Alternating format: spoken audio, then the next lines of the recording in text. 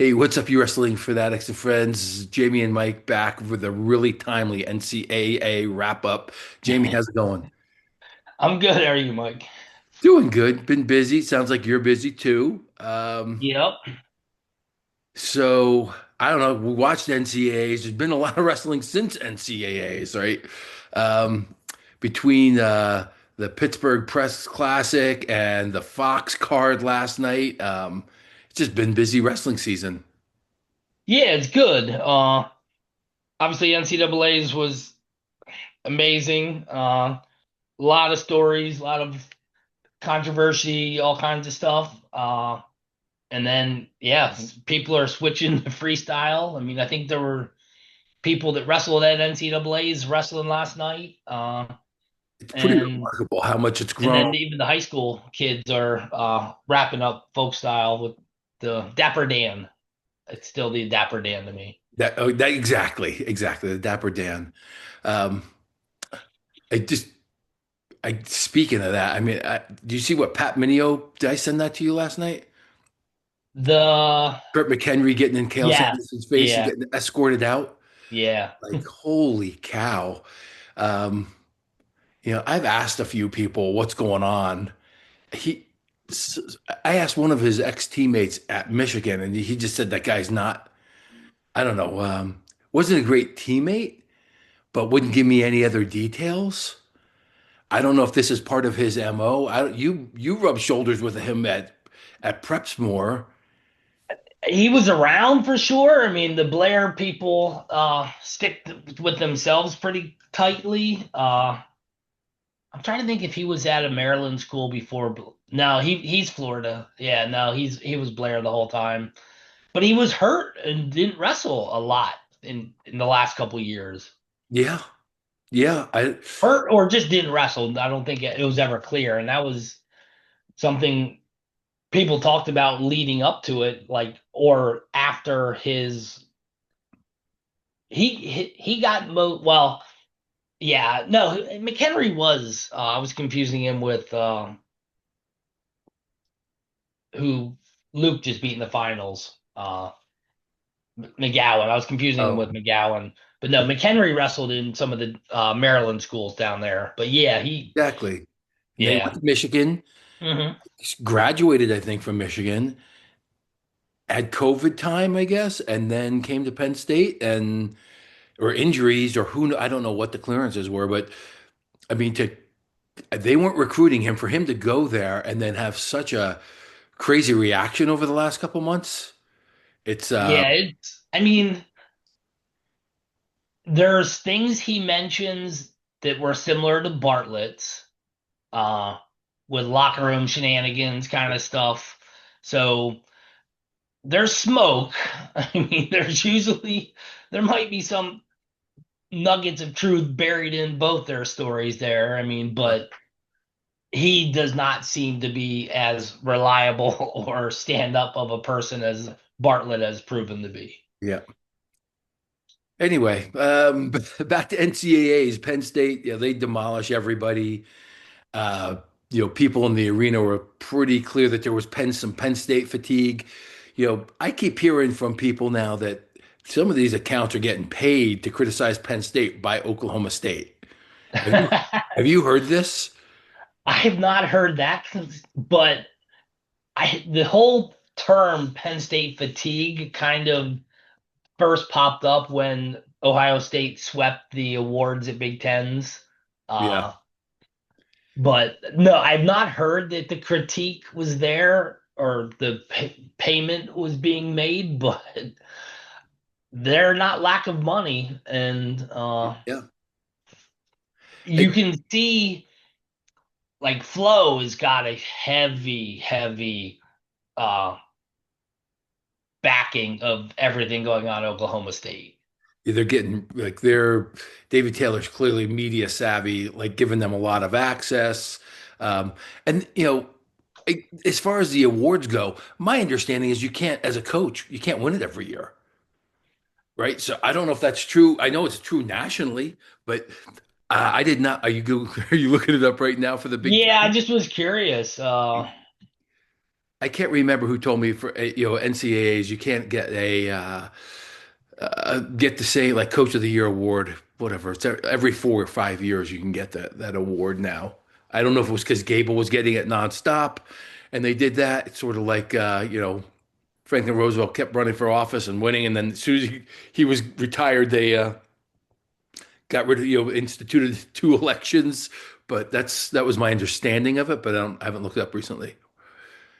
Yeah, I hadn't heard if there was. It makes sense that they want to rotate it to a degree, but I've not heard of them being rules. Like they're talking about students being, you have to have a certain GPA to get the academic awards. But I don't think I see anything about coaches being limited. Okay. It's just ironic that they swept the awards and then didn't make the podium at NCAA's. Absolutely. And so I took a lot of criticism from coaches this year. I was pretty critical of a few programs.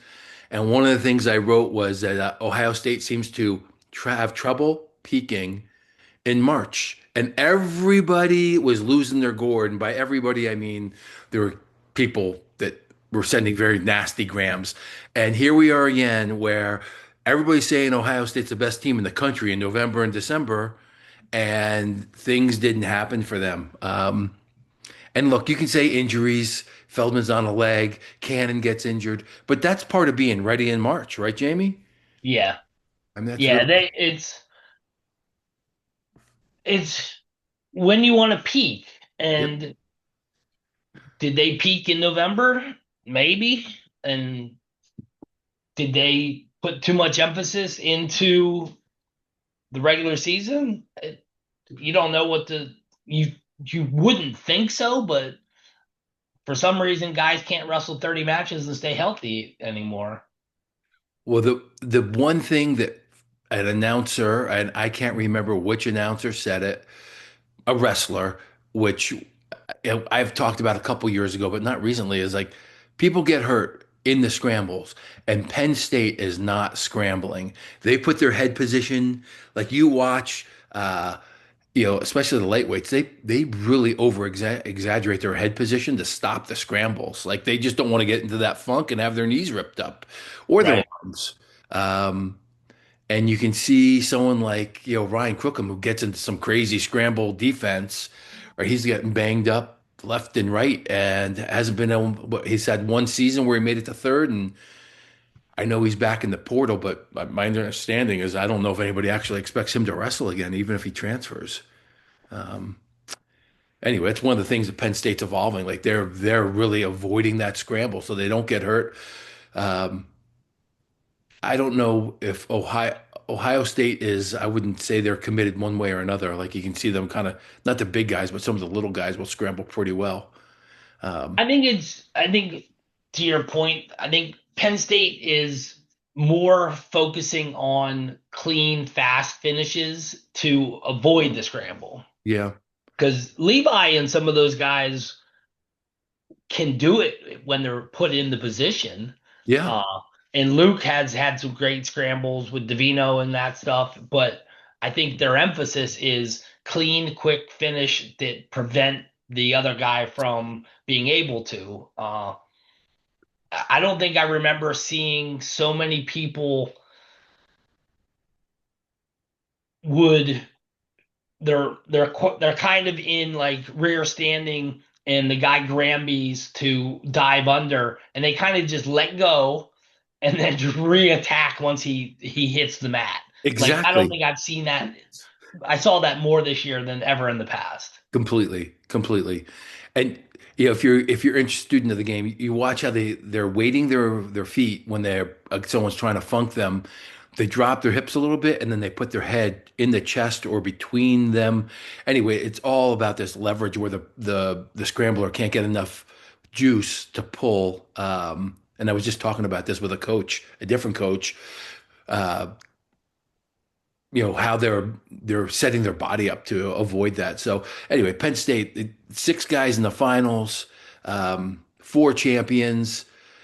Starts out with the finals start out with Um, 41. yeah, 41, which I I mean, I get there's a lot of buildup for Jack's Forest, but making him the main event, I don't know. I mean, to me, I guess thinking, Mendez and Vega would have been an interesting thing, or I would have, I mean, I hadn't thought of it now, but it almost is identical to what they did last year, where they put Carter first yeah, and finished with 197 or 174. 174. Yeah. Yeah, I guess I see that.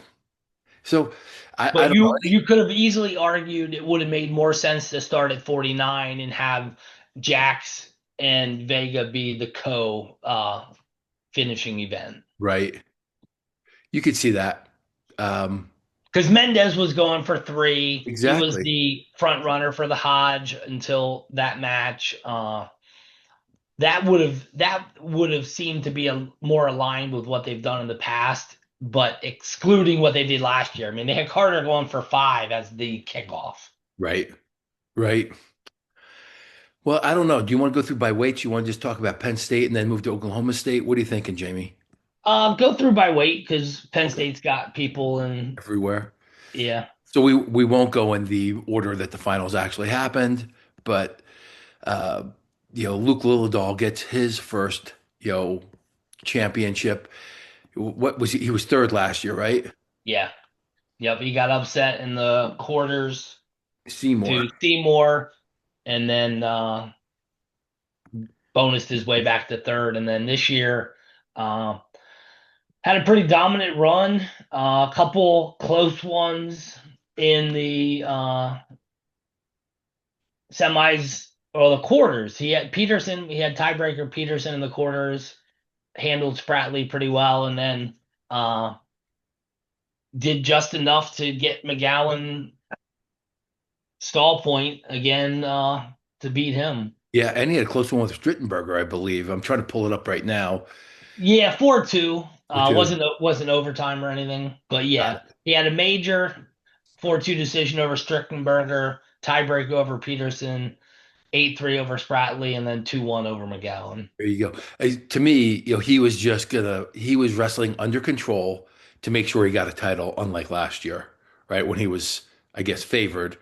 Um, you know, the I thought we talked about it earlier. The bracket didn't break the way I thought it would. However, Peterson has been a tough matchup for him. Strittenberger turned out to be pretty tough. I mean, Spratley was maybe a little easier, and he beat Seymour pretty solidly. I mean, the McGowan, I won. It's great for Princeton to have a finalist, but McGowan, I mean, he didn't get disqualified, but tell me you want to wrestle out there. Like, Yeah, seriously, that's just, if you don't take any chances, you're not going to win. And to lose on a stall point in the national final, I don't even know. Like, I know his job is to win, but like, as a fan, that's just a terrible look. And, you it was better than his dual meet with him. you are so right, Jamie. Totally. I mean, that was really bad. Um, and I don't want to say what I was talking with the coaches a little bit about it. Like that's just who he is, and they're not able to get him to open up. And I guess versus Lillidahl. I mean, do you know if they wrestled before? McGowan, Yeah, not in your memory. I mean, before the season. it doesn't ring a bell.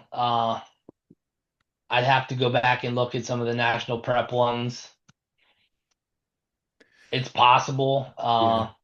Well, I mean, it's one of those things where everybody's complaining about Lillidahl, being boring, but I'm just wanted to reemphasize the spot. Whereas, I mean, he's been electric all season. Like, what was his bonus rate? Let me just peek at it really quickly. His bonus rate was like 90, no, 60% maybe. I got to log back in.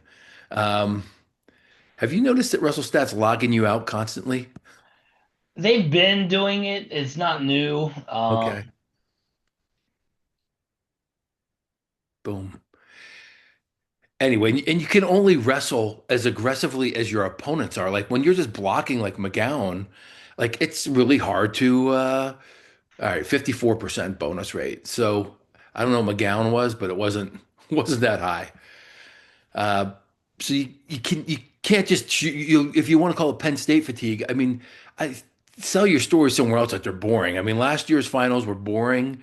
Um, I mean, and I'm a fan of Ridge Lovett. I'm glad he won, but winning a 1-0 match is sort of like, I mean, that's just one step below this match where you're giving up a stall point to win.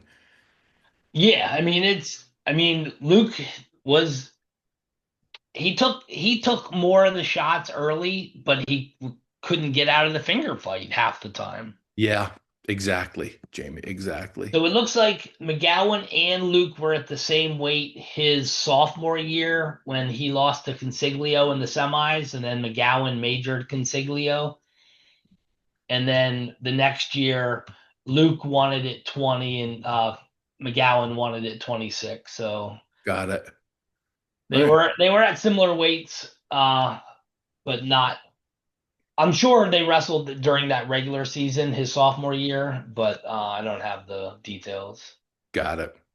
All right. Well, I mean, I would expect more. Lildall is just finishing his sophomore year, so he's got 2 more years. I mean, for everybody, the big question for Penn State: does he move up? Does he not move up? Um, One of his post match interviews, he kind of made a statement of separating himself from the weight for the next 2 years, I don't even know what that means. implying like implying he's staying at 25 for the next 2 years is Got what it. the way I heard it. Oh, separating himself from the contingent. Okay. Yeah, Well, continuing to separate himself from the competition in the weight for the next 2 years. got it. Well, I mean, this guy, I mean, he's winning on, nonstop movement and constantly changing angles. Like if you watch Penn State, you know, they're doing the crazy thing when they're shooting single legs to the left side or the right side. They put their head on the opposite side of the abdomen. So if they can't pull on that side, they'll lift on the opposite side, which creates a real lack of balance, and you don't know how to defend it. Like if you try to load your hips up and sprawl, all of a sudden you're allowing a peek out to the opposite side. It's really genius finishing. And we talked about it earlier when they're working up the leg, they're not covering the waist. One, so you don't get wizard, and two, so you can't get, if someone rolls, they almost just let go and then they reattack them again. It's, Yep.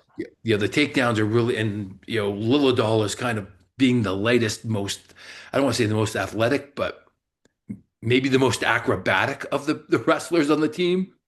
Is I don't know if he's a guinea pig for that, but like he is just, it's just really fun to watch him all season. A+ watching and learning technique during the And season. he doesn't look to be a huge 25.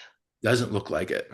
Doesn't No. look like it. And I don't know what his weight cut is. Um, right. But the guys who are stronger give him the most trouble. Right. So he can wear him down.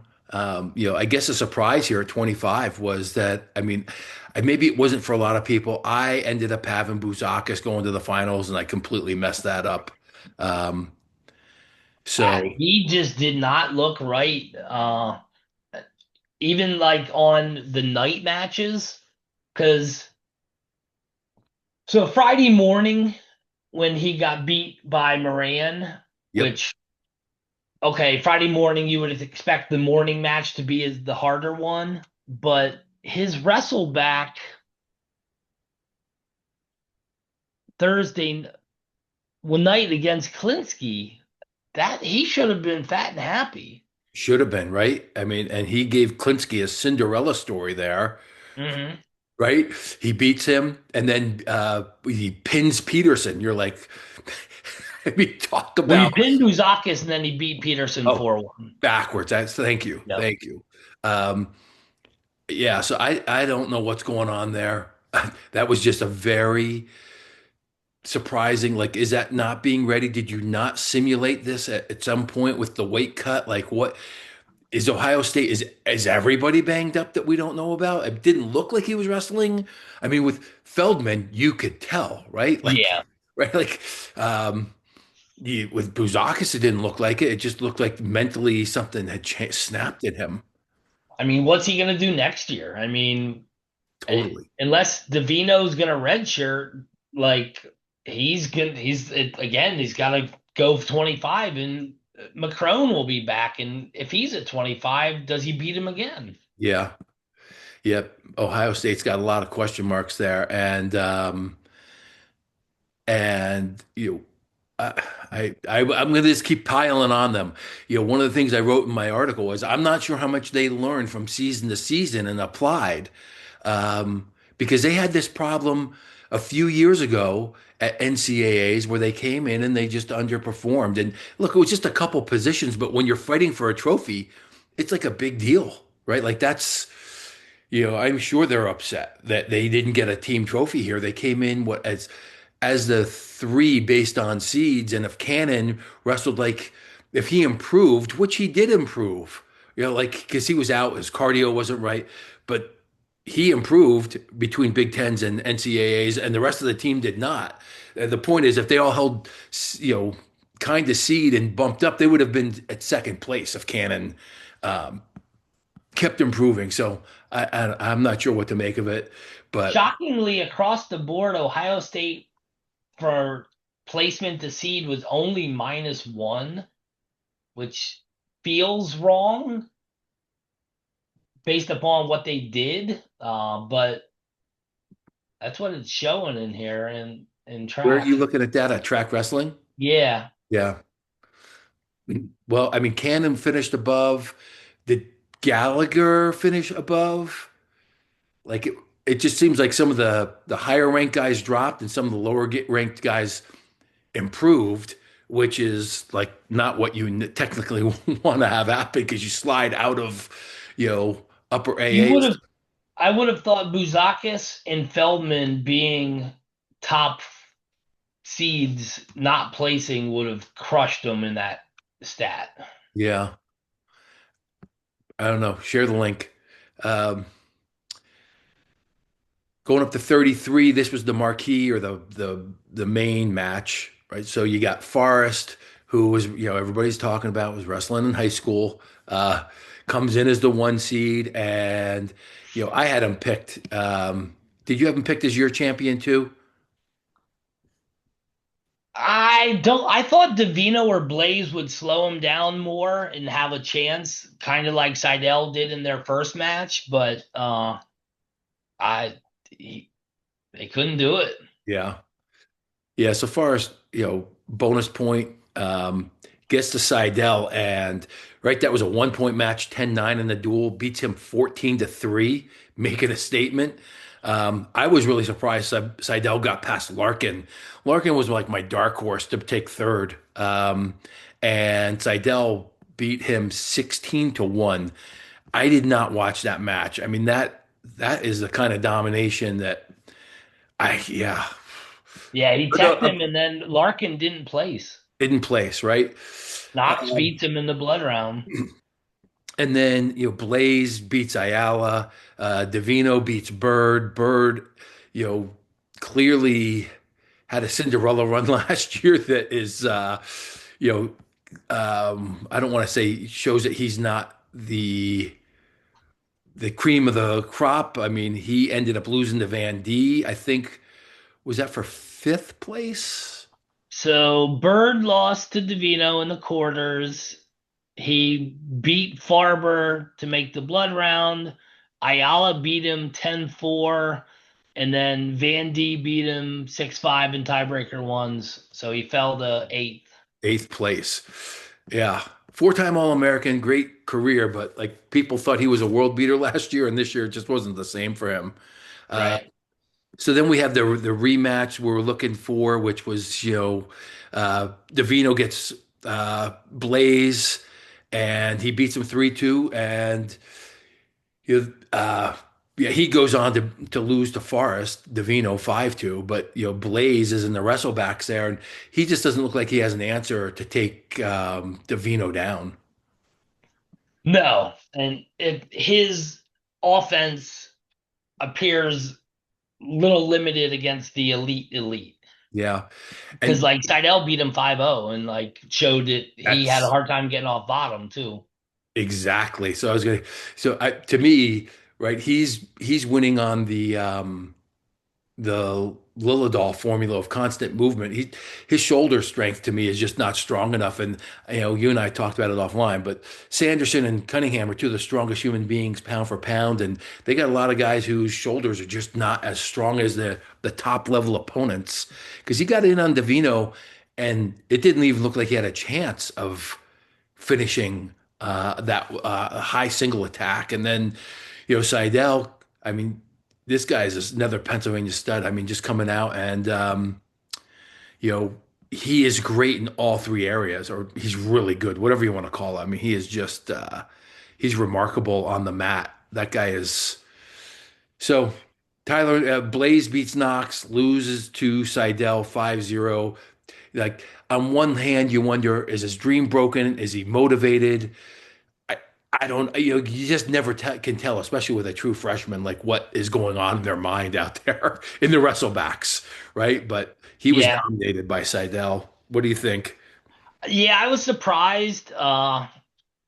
I mean, he took it to Knox to get to third, which is good, but I thought he'd have more of an answer. But maybe a red shirt will do him good. I don't know. I mean, that's where all these off-season questions are, we can save for another podcast, but I'm like, all these lineup questions.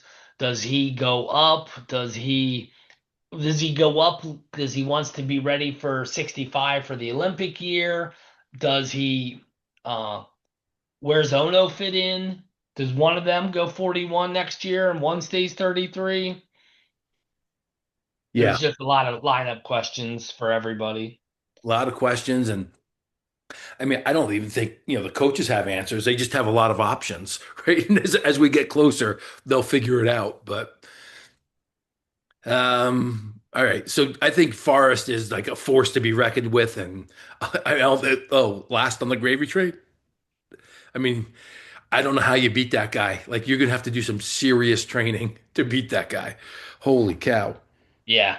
Um, 41. This was quite the matchup in the finals. Mendez. Everybody thinks Mendez is gonna cruise, and I'll say it, like I'm not a Vega fan. I'm not a counter wrestling fan. I like guys who are aggressive, but holy cow, does this guy? I mean, he's just remarkable. Um, how do you not give? I mean, there's been a lot of guys who didn't give up takedowns this year, mostly because they're defensive. I don't know if he would have beaten Mendez in the finals had Mendez not shot, and it looked like it was a bad shot to begin with from space. It was too far away. I don't know. Any thoughts on that finals match, Jamie? I mean, a lot of people are saying that one, that's Mendez's style and pushing people around, and he had a little trouble pushing him around and bullying him like he does most people. But Vega's sit the corner is his big defense that you got to be worried about. Well, a lot of people mentioned Mendez's training partner slash coach is Jay Jaggers, who was an expert in the exact same position. So you would think he would have familiarity with it and trying to finish from there. And Vega got it. He sat the corner, got the takedown out of it. Completely agree. And you, I will just say that is, I mean, that's a mystery. Like I was on a chat besides you, like with these guys from Oregon State and Iowa, and they couldn't believe that Mendez was act. At least it appeared that he was unfamiliar with how to stalemate that position, right? Or how to not to avoid it, but how to deal with it when you're in that position. Does Vegas feel that much different than Jaggers, who was a tremendous butt sitter, right? Like, right? So I don't know. It just was baffling to me to um, see that level of unpreparedness, I guess, by a guy who I thought was going to dominate through the bracket, and he did Agreed. until he got to Vega, right? That's I mean, so. he had a sudden victory on Stanich in the Was it sudden semis. victory? Oh, it was. Yeah, Yeah. yeah, yeah. Yeah, takedown. Stan and Stanich, hey, one of the bright spots for Lehigh, who finished I mean, several. What I think they came in as a 9 with all the pre-seeds and finished at was it 16? Like not great, but good for Stanich, getting the third place there, and he beat Hardy too for third, which is that's impressive. Hardy's a really Yeah. good wrestler, Oh, no doubt. right? I'm trying to think of who else he beat there. Stanich, Oh, he got a medical forfeit over Echemendia. But Stanich, but he beat Echemendia to get to the semis, was really his only big win. okay, and then Hardy. And how do we get to the Braden Davis tournament? What do you think? I mean, he lost 9-4 to Hardy, which you would have expected. Uh, and he lost 5-2 to Composto. I mean, he lost to the 3 and the 11 seed who ended up placing 4 and 7. I, Yeah, he gets a I lot don't of. know that you could have expected somebody coming in at the 14 seed to do much more. I agree, and I was going to defend Davis. I thought maybe you're going to crap on him, but I was like, hey, I mean, one, he came in as a red shirt. Two, this guy's gone up 3 weight classes, and this stuff that worked at 25 and 33, I don't think his strength works at 41. Like I don't think he's built into a full size 41 pounder at this point. Um, and people were saying, "Oh, he's yelling at the corner." Like you can't expect people in combat sports to always be calm and always be gentlemen. Like it's passionate. You're out there getting your ass kicked sometimes, and it's embarrassing in front of your family or your girlfriend or your wife, whatever it is. And two, it hurts your soul, right? Like you can't. It's hard to always be composed in those moments. And I know a lot of fans are used to that, but when people pile on this guy took more heat from around the country, but especially on Penn State boards. Holy cow. Not boards, but social media like Twitter. Yeah. I was really surprised that, coming to 14, you're hoping that maybe he comes up to a high All-American, but like Hardy pinned him last time. Like he tried to compete. Like what, give him some credit and not Yeah. the whole team can't be national champions. No, I agree. I think for somebody that came in halfway in the season when he wasn't expecting to wrestle, he was transparent about he was not at weight or really at ready to jump in there at 41. Uh, but he did because the team asked or needed him to, and he didn't. He kind of did. I mean, Big Tens is probably a more disappointing result than I would say NCAA's, which kind of set him up for having the lower seed, which made the harder path at NCAA's. Right, right. Otherwise, I mean, there was who else was in there? I mean, Stanich third, Hardy fourth. Carter Nogle from Air Force, national prep kid from down in Maryland, yeah, was the surprise 18th seed taken fifth. Uh, right. And did he get all the? No, he only had one medical forfeit. one more medical, and like he's the first point scorer I think since Captain America, right? Left Air Yeah, Force and went to Oklahoma State. So, it's one of those things where a program relies on one wrestler. It's kind of fun to see them get someone else and keep working. I mean, Echemendia came in as the 4, and what did he finish? he injury defaulted out to six. The 6th. All right. Composto, 4-time All-American at Ivy League school.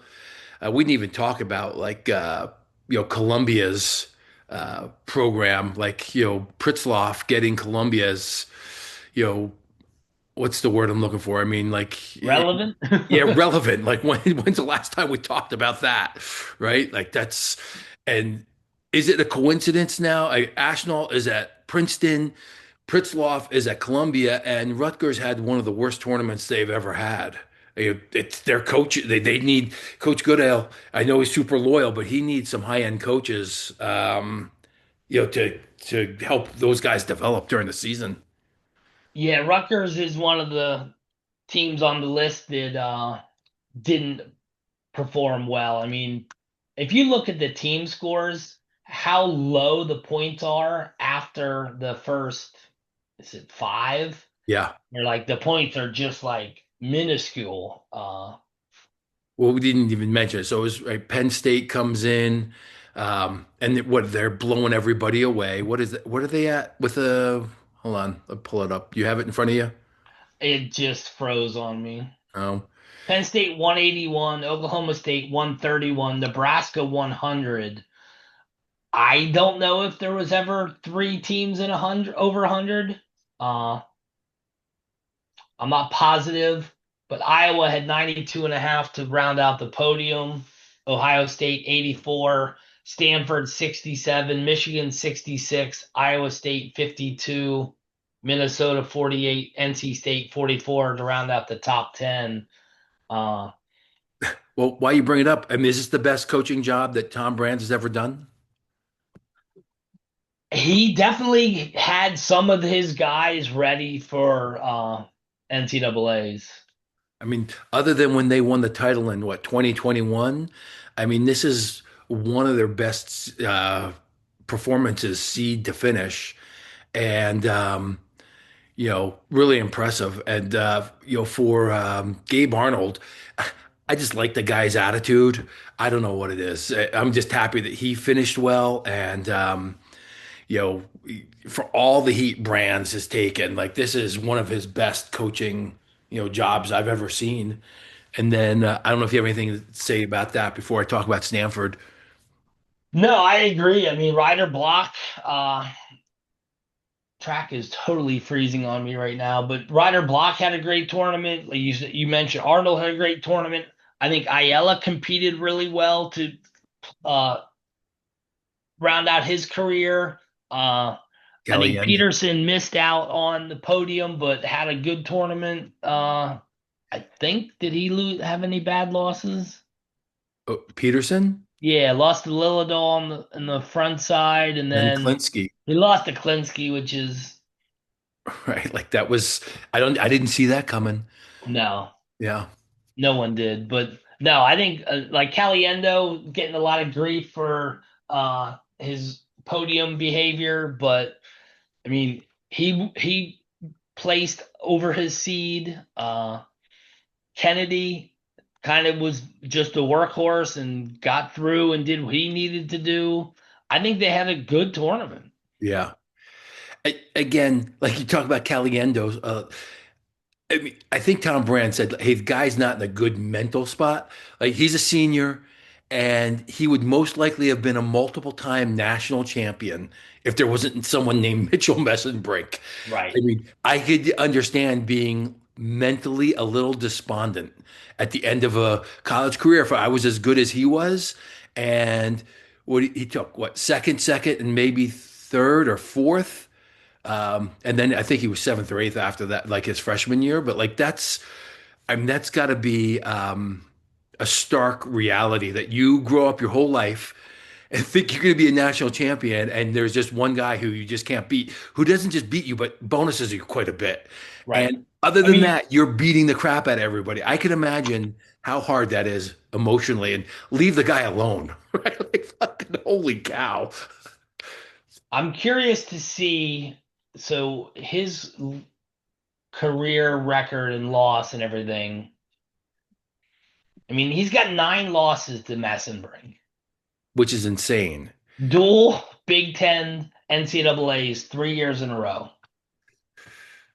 He's I, 120, 100 wins, 21 losses. Nine of those losses are to one guy. I'm just looking if he lost. When's the last time he lost to somebody? So he lost to Ladarian Lockett at the duels, national duels. Otherwise, the only person he's lost to in the last 2 years is His Mitchell junior year, Westbrook, he only had three losses. Uh, his sophomore year, he had six. So aside from Lockett this year, he must have had another. He lost to Blaze this year also. That's right. That's right. At Big Tens. Yeah. And No, then, regular season, oh, oh, wasn't it? I don't know. I thought he lost to Big Ten. I don't know. Don't hold me to that. You're probably right. let's see. No, he lost. The only person he lost to was yeah, it was in the duel with Purdue that he lost to Yeah, it him. was in the duel because Blaze lost early in the Big Tens. That's it. So before that, in 2024, he lost to Keegan O'Toole and then Mitchell Messenbrink. Yeah, Right? Like just uh anyway, leave the guy alone. he's not losing the bums. He's not losing the bums, as Askren would say. And when your dream gets killed permanently, like that's really I can only imagine sitting up there thinking this guy, you know, yeah. So that's leave leave him alone. That's it. I Um, mean, if you go back taking his red shirt out, he lost to Mitchell, Blaze, Mitchell, Lockett, Mitchell, Keegan, Mitchell, Hamity, Mitchell, David Carr, Shane Griffith, Karchla, Keegan. and that's a pretty good list of guys if you're gonna pick Griffith someone to. and Keegan. I mean, he's lost to is Karchla the only non-national champ, That's and it. Yeah. including Ladarian, and Yeah. Blaze was a national finalist. Yeah. Yep. Anyway, Iowa, Iowa had a heck of a tournament. Get off that kid's back. Stanford, Coach Ayers, they finished sixth. They had a heck of a tournament. Yeah, And Coach Ayers, and they were missing two starters, Lorenzo Norman Garvin. and Hunter Garvin, right? Like this is a team that I'm talking to Consiglio. I'm like, how's the weight cut and all that crap? And he's like, dude, there's no else for me to go in this lineup. Like, just, I got to make 41. Um, but they finished 12 spots higher than their seeding points. Cole recruited and Ayers is building. So Nico Provo had a great tournament. Nebraska Yeah, took third. There were some questions about that, but they back-to-back podium finishes for the Huskers. They underperformed the Big Tens. Everybody's wondering if they're kind of reverting back, but Coach Manning has done a great job there. And then you got, well, we talked about Oklahoma State. Michigan finished up. Um, and on the flip side, the guys who underperformed, Ohio State, Cornell, um, Cornell had two seeds not place. not place, right? So it was Joy and Ruiz. Nico Ruiz, and then you know uh, there's Shapiro's getting a hit for being just not tough enough for the NCAA tournament on social media. I don't know. I mean, it's a tough tournament. I mean, it's the toughest tournament in the world, if you ask me, right? Like, Right. especially if you're not a champion. Like, if you're going to go take third or fifth place, like you're wrestling an ungodly amount of matches, and everybody's banged up, and I don't know. I don't know if he's not tough enough for it, but like that's it's hard work, and maybe he's going to be a better freestyle wrestler. And so Ohio State was down, Cornell, and then Lehigh. Those are the three big teams that underperformed the seed. I don't know if there's anything else before we jump back in at 49. No, just the you look down to the bottom, like the number of teams that were in single digits because the points were so skewed to the top three teams. It feels disparate more so than past years, but I don't have the numbers to prove it or anything. Yeah, you know what? What you have you seen that guy? That was it. Matt Savant. He's got all sorts of. He's crushing all sorts of data. Uh, so. I had his dashboard up during the tournament, which was awesome to follow. Yeah. So if you're not paying attention to him, I think it's just Matt Savant on Twitter. Yeah. Clearly a data guy, and he had all sorts of interesting um, odds and his. Anyway, good stuff to follow. And his website is Matt Savant, and he's got a team scoring trend on here, and it definitely it's showing what we were saying as far as the bottom teams. The gap is getting bigger. Bigger. Yeah, I mean, you're already seeing kids jump in the portal. We talked about it last year. Kids who are not all Americans were getting, you know, low to mid six figure amounts of money to transfer. I mean, and this is another thing that, you people are, as the sport grows, more, I don't want to just call them casuals, more fans are feeling pretty free to criticize kids. And the old fallback was, hey, these are amateur athletes. But I mean, in many Are they really? cases, yeah, exactly. Like in many cases, in a Big Ten lineup, you're making more money than the average American. Like, Yeah.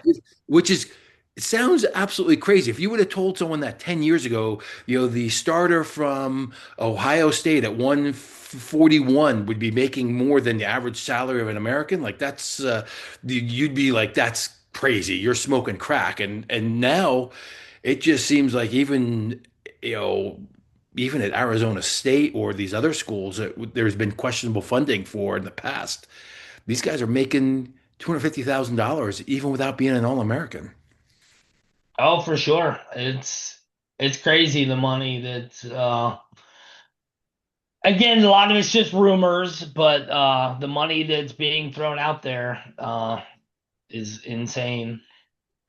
Well, I know one kid personally who, when he was recruited, he's married, has kids. What I think he was round of 16 3 years ago, redshirted last year, and took a lot of money to go across country. And he All-American this year at 285. But I mean, I don't know what the exact amount is, but it wasn't $100,000 even. It was definitely more than that. And they put him in a house with his wife and kids. And I mean, that's just, how do you turn that kind of money down when you're leaving a small school? It's Right. just, all right. 149. Van Ness comes in as the one. Um, Chance Lamer kind of blows up the bracket on the bottom side, takes out Colin Guy. Um, and he hadn't, he's one of those guys, right? He's been all around. Was he at Michigan? Then he was at Cal Poly, and then he was at Yep. Nebraska for his final year. Uh, Lusky, my bad. Yep. Wazlewski. And then, Yeah. This bracket. I mean, the totally got blown up. I mean, yeah, the quarters was 1-8, 12-20. So the 4 and the 5 both lost. yep, 3 versus 11, the 6 lost. yep. 2 versus 10, the 7 lost. And then the semis was 1, 10, 11, and 20. Which is crazy, right? Like that's great for the sport, and it shows you these guys. Some of these older guys can turn it on. Lachlan McNeil, Chance Lamer, right? Like this is, and then you got Aiden Valencia coming out, like as a 10, who seems to have underperformed, and then all of a sudden, bright lights, big city. And I didn't know the full backstory, but it's like we've seen him make splashes of beating a good guy in a freestyle tournament, but Yep. then doesn't win it. Yeah. He never won a Cali State title. Right. Same thing. It was like he beat somebody really good, but he never won anything big. Right. And then he got Van Ness. Got Van Ness. I mean, this is one of those things where he just felt like, for me, he was strong enough to control the ties, and his cardio was good enough to go with Van Ness. And all season, I think we've both been saying something like Van Ness's cardio is so big that makes his heart that much bigger, right? Like it's impossible to go a full match with him, and it wasn't. Yeah, no, it was you knew he was going to be kind of a heartache or stressful watching, and it was. I mean, he had tiebreak hit. Well, he had a tech fall in his first match. I don't know what the score was when he pinned Frost, if that was close, but he had that crazy one with Swiderski in the quarters. It was 6-1. Keep going. Yep. Yeah, Swiderski and was then super he close. teched Lamer, Yep. and then he just couldn't get enough offense against Valencia in the finals. Yeah, it really appeared that Valencia, like he was able to deal with that, because I don't want to say Van Ness does something like Lillidahl, but it's similar, right? They're constant motion, keep going, and Van Ness is a little more of a wild man, um, and by that I mean like he'll break position in order to score. Uh, which came back to haunt him. Like he, a little too much weight here on one side. Valencia was able to, counter and get that first takedown. Like it, and Van Ness kept putting himself in positions where Valencia was able to either hold on for a stalemate or score. And it was one of those things where I would imagine he's going to work on just being more crisp. It's like the null rate of attack in college dropped dramatically when he went to the next level, trying to, take out someone like Kyle Dake. Because if you're peppering shots that are 85% in college, they work on a lot of guys who are not great. But when you get up against someone who's ready for it, whether that's Dake, I'm not comparing Valencia to Dake, but in this match, he was ready for some of those tacks that were not 100% crisp. Yeah, and I do like Van Ness's approach of avoiding the scrambles by never hitting a knee Yeah. and just kind of that kind of little snatch double kind of thing, just puts his face in your chest and runs through you. But he still struggles with his offense against again the elite guys. I'm not. I like Van Ness. This is a huge story for Stanford. I mean, this is their first champ since the aforementioned Shane Griffith. Um, you know, this is what that was Van Ness's junior run. So what, he's been three minus red shirts and injuries. He's 3-3-2.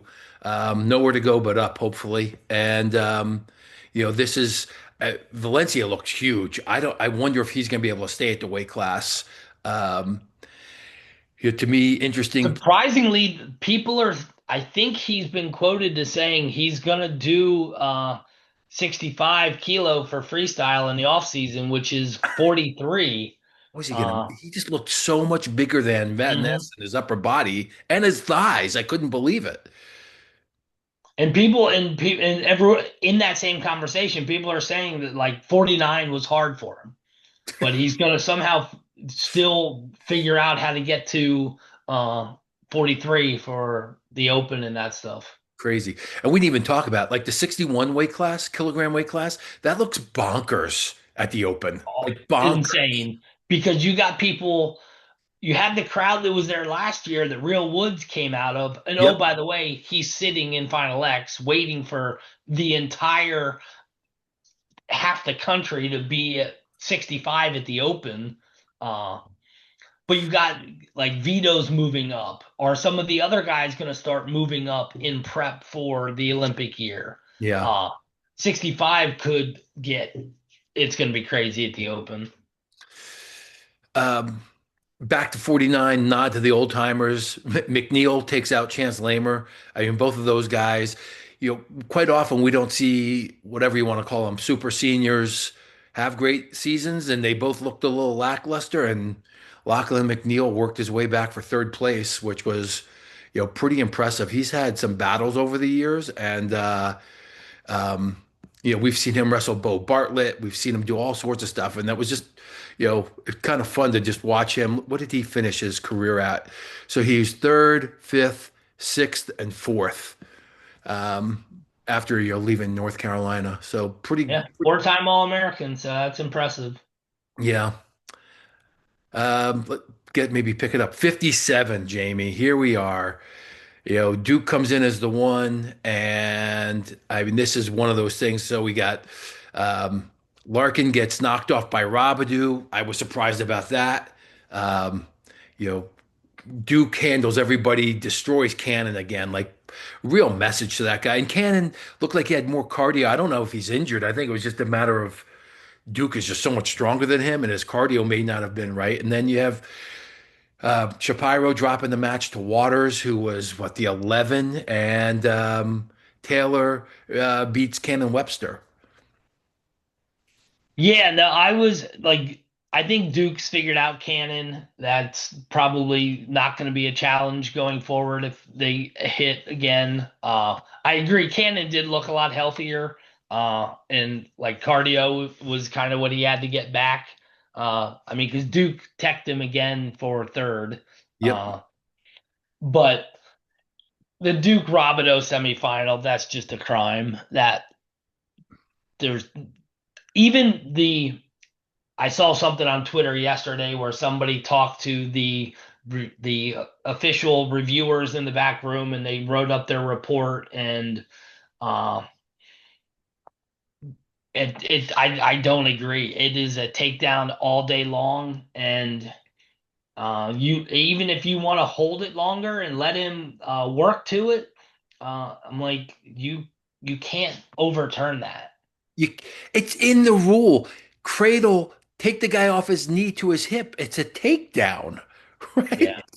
I, it's like Ian Miller or, you know, I guess you could say, free Ian Miller, right? Where they misscored something, like that's a referee's problem there. And that's just, He's coaching a team in our league now for states, and I haven't had the heart to ask him like about it. Because he's at Western Reserve now. He's the yep. head coach there, doing great things. I'm like always interested, like, man, what's it like? Did it take time for him to get back into the sport? Was he like beat down over it and all that kind of stuff? I just didn't have the heart to ask him. I mean, at some point, you got to make peace with something like that, or it eats at you forever, Right. right? He didn't lose because of a bad performance. He lost because the referee in the scorers table, right, like took a point away from him, like, or didn't give him a point, right, for an Yeah. escape. They lost a point. And you just, you could say, I mean, other things like the Fix Soriano match, or my favorite, somebody was coming at me like, will you let go of that Logan Stevens, Jordan Oliver match? That was only called a takedown 20% of the time. I, I talked to referees every year for 2 years afterwards. 80% of them said that Jordan Oliver was robbed. I'm I mean, guessing they changed the rule. They they rewrote the rule for to fix it. right? Like this is just a terrible situation. Hope and Duke responded pretty well, right? He goes to the backside and he texts right Cannon for third place. He Yeah. texts right for the third time. He texts Cannon. So talking about Cannon, Cannon seems to be able to beat everybody now that he's a little bit better, other than PJ Duke. Um, but Robidou, he makes the most of it. Like, he gets the beneficial call and he takes out returning national champ Antrell Taylor, which is impressive. But I'm looking I'm forward not. to. It was less impressive beating Taylor than it was like, and I guess Duke didn't wasn't able to refocus after the overturn call, but Robidou knew he had a second life and he had more momentum, energy, and he took it, which he gets is worthy of giving credit to. But uh, he acted like his post match, he acted like he smashed him, and it's like, dude, you got lucky. I didn't see that. I did see Duke say he didn't wrestle a good match. He looked out of character, looked a little tired, a bunch of different things there.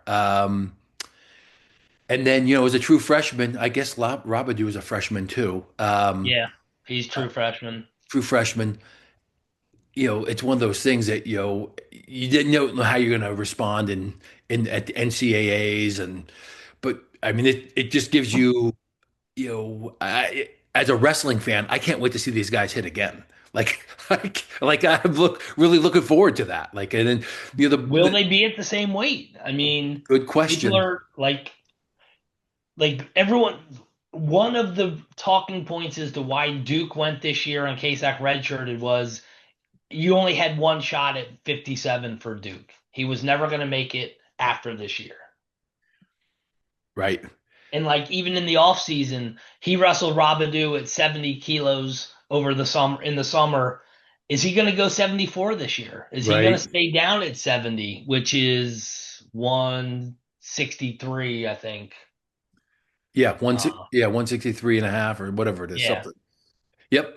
I mean, this is, I mean, and people may not know. I mean, Taylor, right? He's only a junior, right? Is he? Let me just. I think he's just a junior, right?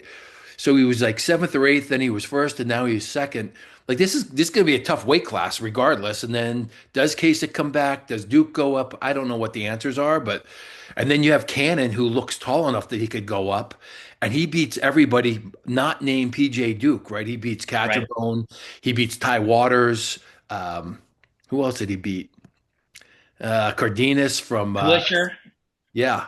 who had been looking really good coming into it with a win over Shapiro. He's one of these guys. This is one of the reasons I just wonder. It's Derek, right? Is that who we're talking about? Derek Brandon Gilcher? Cannon. No, Gilcher. Who did he? Oh, crap.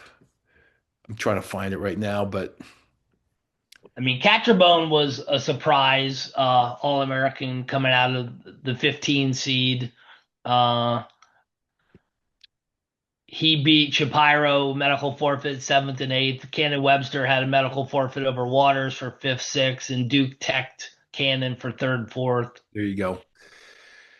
Well, Duke looked like he had a great year as a true freshman. Let's just put it that way. And you could easily see that he would have been, at the very least, competitive with Taylor. I think he probably would have beat him had he got to see him again. You got to feel good about it. I don't know how they deal with Kasich and Duke and Levi. Do you plug and play? Do you put? I mean, Hankel had a great season.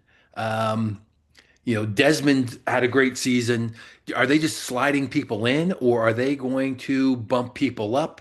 And we don't know. No one knows. But Right. I mean, the one obvious most people are mentioning is Mitchell to 74, PJ to 65, PJ and then Kasich at 57. That's the one obvious a lot of people are speaking to. But Mitchell's got freestyle aspirations at 74 kilos, yeah, which is 162. So if he goes up to 74, that's making that cut harder. Uh, and but could Duke, and some people say Kasak is absolutely huge right now. Does one of those guys pull a Haynes and go from 57 right to 74? right. I mean, or Kasich, I just don't know if he's tall enough to do that. But maybe I don't know. Yeah. I don't know what they're doing, and you got to be thinking ahead. If you think the Stanford lineup is crowded, the Penn State lineup is crowded, and what does Will Henkel have to say about that? Like, And I think on the Penn State team page, I think they have Cunningham listed at 74/84. exactly. This is true also, and I'm trying to pull it up right now. Um, yeah, right now on WrestleStat, just to take a peek at this thing, right? So they have,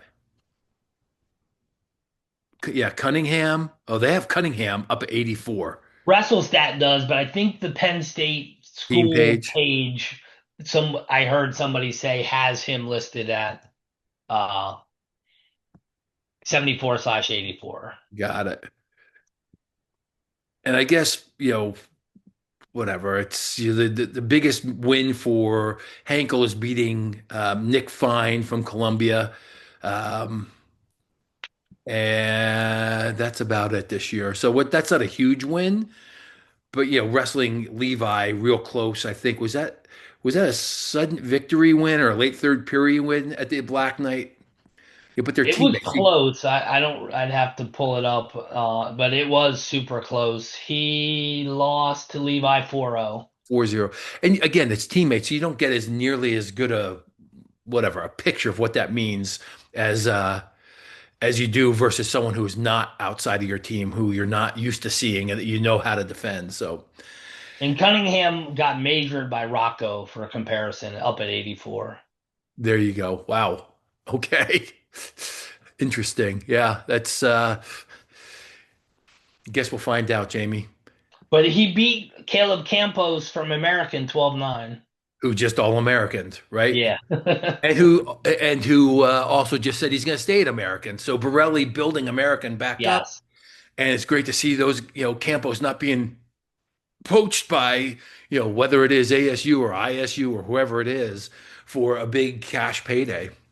Well, I think he was proactively or reactively speaking to the people that have been reaching out, trying to poach him, Yeah, saying he wasn't going anywhere, is yeah, how I read it. yeah. I think you're right. But they're reaching out to you at NCAAs. It's got to be in your mind, like, hey, I can get $250,000 to go to, wherever it is, Ames. You know, Hey, at least I'll give the NCAA an ounce of credit for attempting to make it better by moving the date till after the season is over. No Uh, doubt, but, Jamie. No doubt. but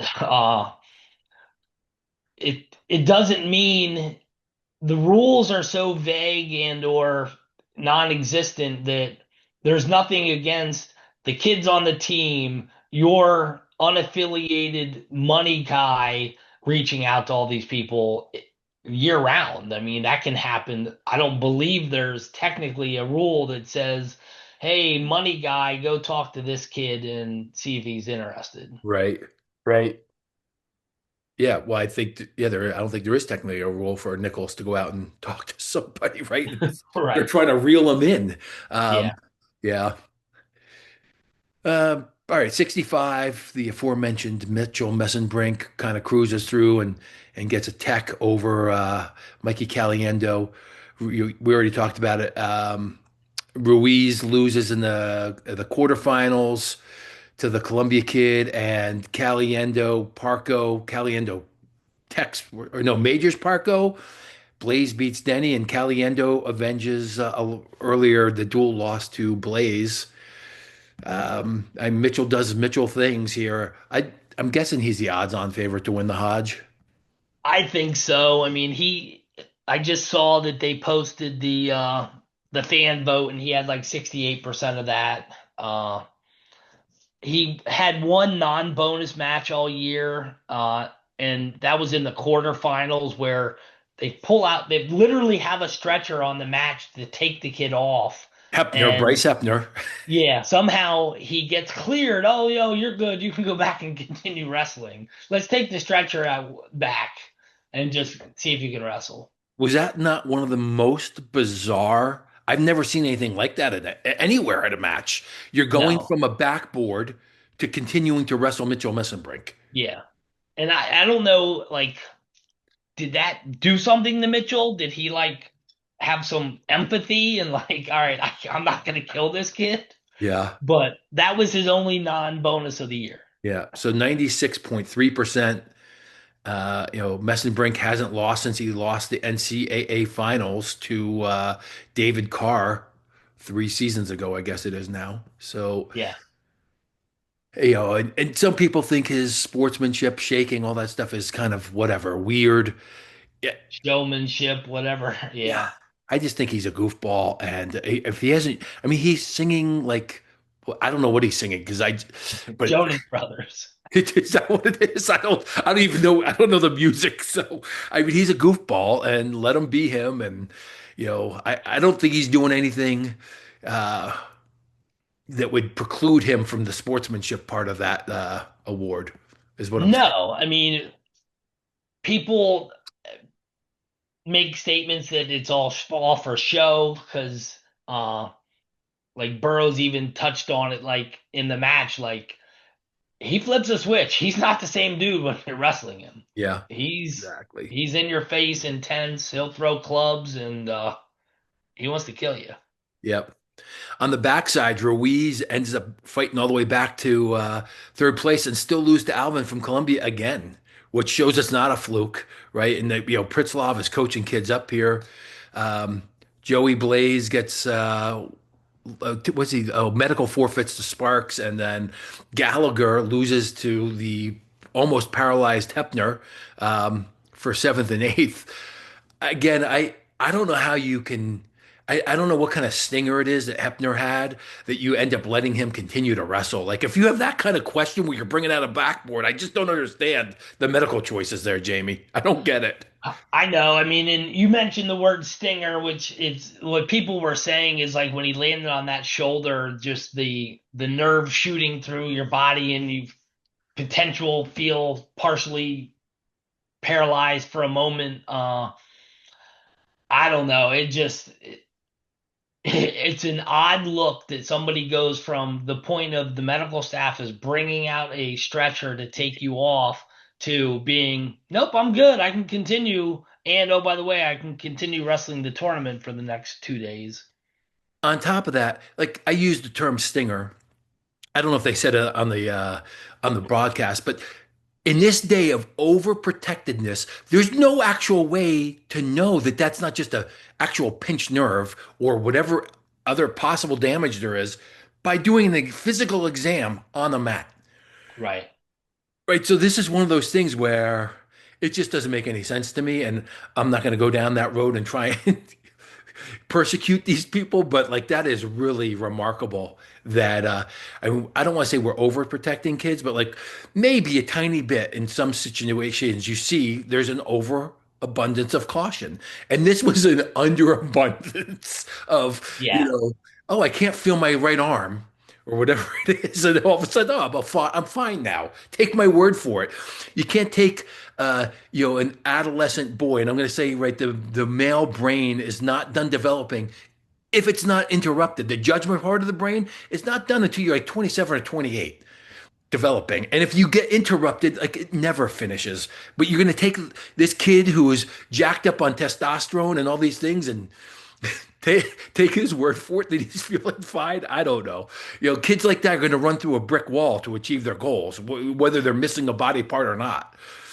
Yeah, you would have thought that the team official is kind of taken out of the loop at that point when it goes to the actual like in-house medical people and when it comes to when they're bringing out stretchers and stuff.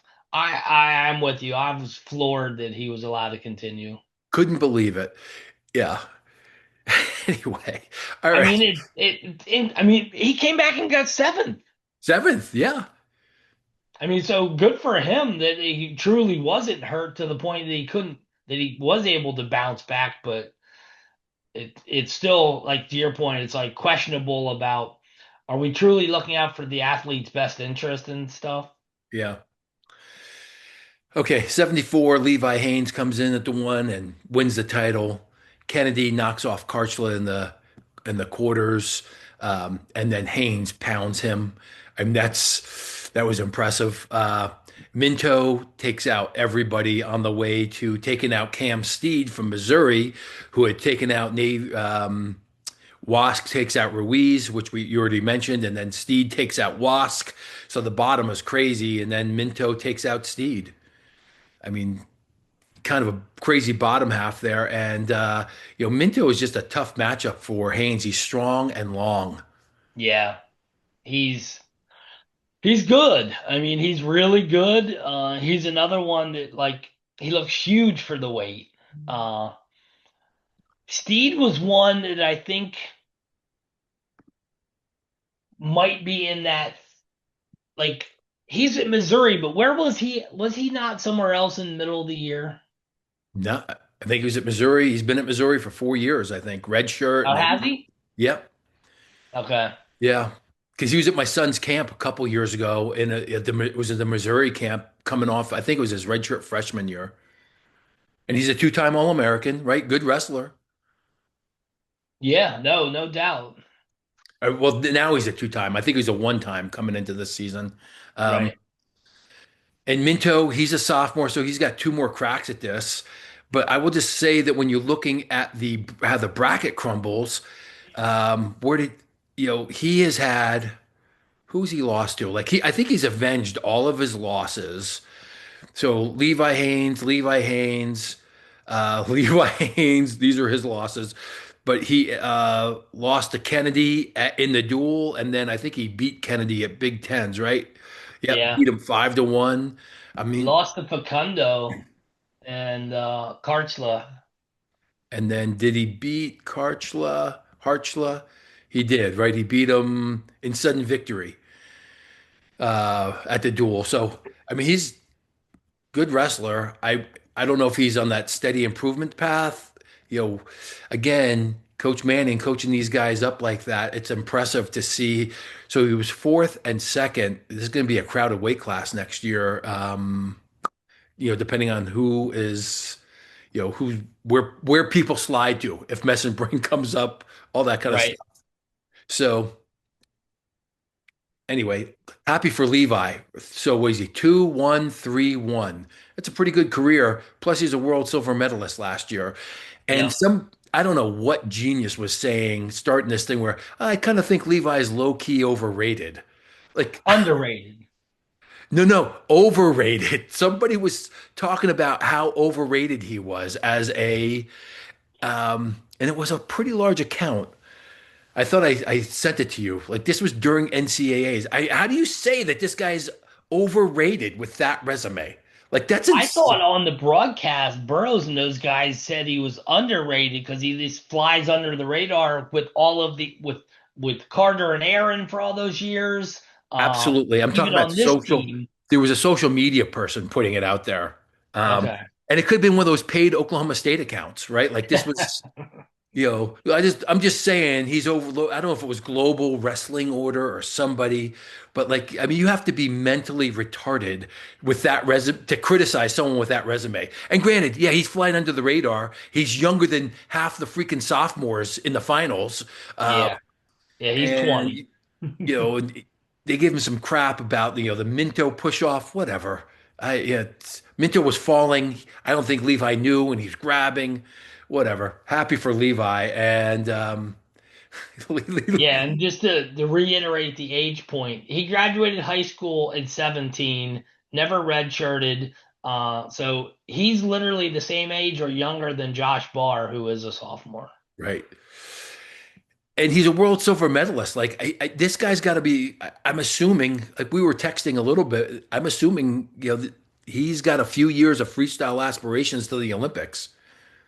Yeah, he spoke a little bit about that in the post match about just getting ready for more and keep getting better and glad That's to it. stay in the room and all that stuff. On the backside, Kennedy bounces back, takes out Wask, takes out Harchla. He's third, Harchla's fourth. Steed comes back and he loses to Harchla and takes out Wask for fifth. And MJ Gaitan loses to, is it Bo or Brock? This is Bo Mantanona, right?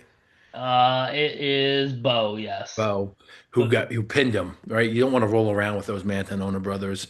Uh, and Wasp being the 15 seed, ended up in sixth place because he knocked out the two, uh, and Simon he Ruiz. And he's one of those guys like so Wask All-American last year.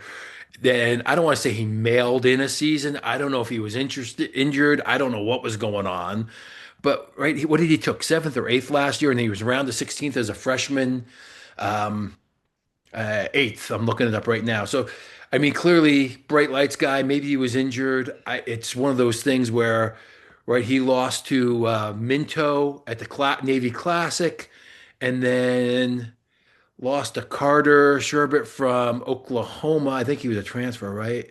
Loses to the kid from Bucknell. Tackett. Tackett, yep. Yeah. So, I mean, he's got one more year to go at it. It's yeah, I don't know how much better you're going to end up getting at Navy. But he's clearly still wrestling tough, and there's people coming back. Hartzell is a senior, is that right? Yeah, finally. Finally, right? Mantanone, I think, is a sophomore. Uh, He's young. Young, and Kennedy's done. Kennedy's done. So there'll be some openings here. And Guy Tan has improved. He didn't impress me 2 years ago. Wasn't impressed, but he's gotten better. Just looking through the bracket a little bit there, but that's kind of covers it. Yeah, they lose a few people. I mean, with Haynes, the one, the three, the four.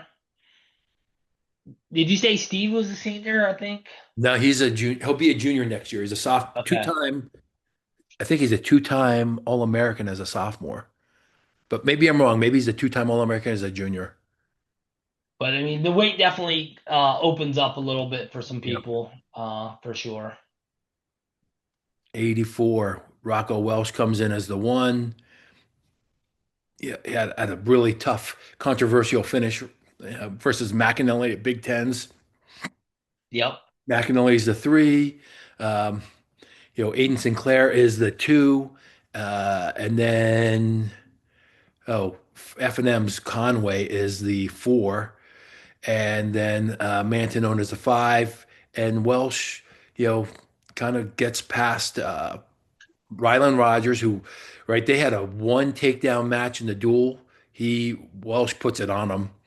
And then he takes out Allred, and then he beats Mantanona in a close one and gets to the finals. Taking out all red, literally, he broke his leg. That was, You heard that on the broadcast, right? Like that was crazy. Somebody posted the clip of that and they're like, don't watch, just listen. And Yeah. it was like, oh my God. Yeah. Yeah. I don't know how it like I didn't rewatch it, but in real time when I was watching it, I was like I did not understand how it popped like that. I was like, I is that a know. Yeah. ligament or a bone? And guessing it was a bone. Feel bad for Allred. Like he wrestles hard. I like the guy. Um, Yeah. and then so McAnally, he takes out Bullock, transfer from Michigan, uh, Nittenbach, and then Ferrari comes in and takes out Sinclair, which I didn't have on my dance card. Wasn't sure where No. Angela would be. I had Sinclair taking everybody and going to the finals. Um, I don't know. Thoughts on that? And then, McAnally beats Ferrari in a tiebreaker. Well, the only thing that came to mind was it's kind of on the team side. With Wyoming getting two or three guys on the podium. They had Yeah, a great tournament with Nietenbach, and they got somebody at the next weight, and then Volk down at 25. I mean, 25. so they got three guys on the podium that had a great tournament. Uh, Coach Branch, I mean, like if you're interested in that kind of lifestyle and you can't make Oklahoma State, go to Wyoming. I mean, they're cowboy, and he has a great social media game, wrestling in a barn, horse barn, yeah, or hay barn, and the outdoor stuff there. Like it's just incredible stuff, and he's doing a great job without a lot of money. right. Yeah, And losing guys every year. Uh, they lost Buchanan a couple years ago. They've lost other people. they have. But they've done a great job. And Nietenbach was just another one that he came into sixth, he placed seventh, so ideally not perfect, but this is a tough weight class. It is. They had Christian Carroll who got upset early, um, Yeah, right? But the point is that you can do well there. And the other thing, a sign of respect, is that you got Penn State going out there. It's not like they're trying to recruit Wyoming, right. but they try to pick programs that people wrestle tough and need some exposure. And they got Wyoming on their schedule. Yep. Uh, Yeah, Ferrari defaulting out after the semis was a little odd. Because everything was he had a bad ankle. That's what kept him out the second half of the season. And then he comes in with a sponsorship from KT tape all over his back and right? both shoulders. Look like a And football player, like wearing like shoulder pads. Like what in the yeah, it's world? like, well, okay, what is this? Yeah. It's I don't know how injured he is. I have no idea, but I mean, is it a coincidence that both brothers medical forfeit out? Right. It's just a weird look. Weird look. Uh, And just to round out the family, because somebody did happen to post it, all three brothers medical forfeited out in their end of season tournaments, with the other one doing it in the conferences. oh yeah, yeah, yeah. At UTC, um, Is he at yes, Morgan State? I thought he was at UTC. Is he? I'm He's not bounced sure. around. He was in Yeah. Long Island or something last Oh year. yeah, yeah. That's what. That's where he was. That's where he was this year, I believe. Right? I Was you? didn't. I don't know. I know Okay. he was there last year and had some issues with animal control stuff. You're being so polite. Uh, I'm crazy. not like his brother and gonna get put myself out there for libel charges, There you go. making false accusations. All right. Sinclair comes back, takes out Campos for third, beats Mantanona to get there. Uh, Mantanona wins over Ferrari on a medical forfeit. Um, Nittenbach takes out Zach Ryder, who came back. I'm trying to see where Ryder's path was. I'll give him credit because, That shoulder. yeah, I mean, with the way it appeared to be popping out every match, in the tournament leading up to it and everything, having gone through that and knowing that the challenges, the pain, the struggle that is with that when that thing goes in and out all that time. I don't know how he did it, but Totally. hats off How to many him. times does your shoulder come out, Jamie? I had too many to remember. It got to the point where it was easy to put back in, which is never a good situation. Yep. Um, yeah, credit for him. And then how about the finals here? We got McAnally, who, you know, appeared to have a takedown, ruled too late at Big Tens, comes out and gets the first takedown, and Rocco didn't appear to have any answers for a takedown, and then has late last 30-second flurry. But you know, McAnally just looks so much more physically imposing as far as being able to control the tie-ups that, Rocco, McAnally's just stronger upper body than Rocco is. Yeah, and McAnally, I would had to have agreed that he probably had that takedown in Big Tens, that was questionable. It's the whole, what is the reaction time? Is there no reaction time? How long is it? Uh, and the way he competed last year and got third, I'm glad for him to get a title. He's I was like disappointed how unimpressive he was throughout the regular season. Completely, Granted, he was right? 24-2, but you thought he was going to steamroll people the way he wrestled last year. I think we both speculated, maybe it was just me, that he kind of had like a Levi Haynes sophomore year where he was, oh, all of a sudden, right? I was third place. I am a little more cautious, because his only loss this year was to Sinclair, and before the conferences, Right. and everything was a bonus point up to that point, and then he had some tight matches with Fishback and Allred, and yeah, so, and to me, he's the odds on next year if he stays at that weight class. And again, Casey and Cunningham, they're Casey Cunningham and Kale Sanderson, two of the strongest humans pound for pound. Like they're not familiar. Like Rocco's shoulders are just not like he got in on McAnally. It didn't look like he could budge those tree trunks, right? Didn't look like he could budge those legs of his. So his foot speed and his motion are his I get and his angles are his path to victory. But if you can't take somebody down when you're in close, you got to figure another way to score. Yeah, he's another one that against the top guys, his offense appears to be slightly limited. Yeah, and not a criticism. And these are top guys, but you got to figure it out if you're going to Right. be a champ. 97 came in. Here's Josh Barr comes in as the one, and prohibitive favorite. Uh, who was two? It's Rocky Elam transfer, from Missouri to Iowa State, and then you've got Stephen Little, All-American, Sonny Sasso, Sammy's older brother. And Younger, say it again. younger brother. Or younger brother, my bad. Right, exactly. And Joey Novak, and I don't want to say it gets blown up, but right off the bat, Bergie takes out, or Hawks takes out Sasso, and then Bergie. Oh no, Bergie lost to Hawks. My bad. And then, to get Barr just sort of cruising along here, was he have a major, a tech, and then a major going into the Tech finals, major, regular in the final. regular in Yep. the finals. And so, Merrill is one of those guys, right? So Elam gets taken out by Merrill. I did not see that coming.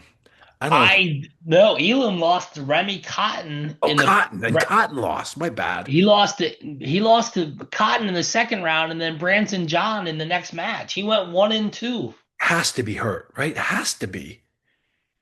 Uh, I mean, everyone talked that he was going to be on a pitch count this year and everything. He wrestled 21 matches, wrestled all the big ones, And one. and and won. Yeah, and looked really good doing it, and just did not look right at nationals. I Yeah. mean, Cotton and John are the 15 and 16, and he got majored by one and 1 point from a major in the second one.